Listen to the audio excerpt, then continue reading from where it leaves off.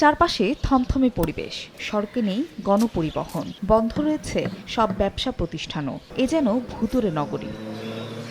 বুধবারের সহিংসতার পর পুরো খাগড়াছড়ি জুড়ে ছড়িয়েছে আতঙ্ক। খুব একটা প্রয়োজন না হলে রাস্তায় বের হচ্ছেন না কেউই।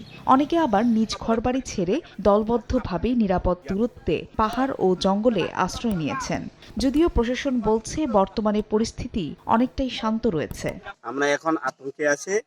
এখন আমাদের পাহাড়ে থমথমের অবস্থা আছে। সবাই যার যার মতো বাইরে আর কি ভাঙচুর করতেছে, মন্দির ভাঙতেছে, সবকিছু করতেছে।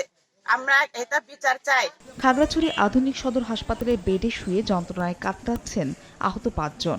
অন্যদিকে অবস্থা গুরুতর হওয়ায় আরও ৪ জনকে নেওয়া হয়েছে চট্টগ্রাম মেডিকেলে।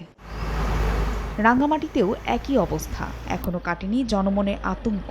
যে কোনো অপ্রীতিকর পরিস্থিতি এড়াতে সড়কে টহল দিচ্ছে পুলিশ, সেনাবাহিনী এবং র্যাব। গাড়ি নাই তাই হাইটে যেতেছি, যাইতে চিটাং যাব।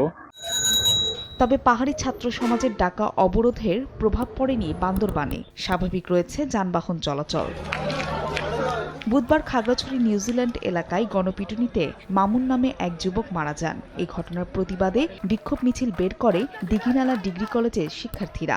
বিক্ষোভ মিছিলটি লার্মা স্কয়ারের দিকে যাওয়ার সময় স্থানীয়রা বাধা দিলে সংঘর্ষ ছড়িয়ে পড়ে। এক পর্যায়ে লার্মা স্কয়ারে দোকানপাট ও বসতবাড়িতে আগুন দেয় দুর্বৃত্তরা। এতে পুড়ে যায় অন্তত ৫০ থেকে ৬০টি দোকান। সহিংসতায় প্রাণ হারান কয়েকজন। ফাহরিয়া ফারজানা, সময় সংবাদ।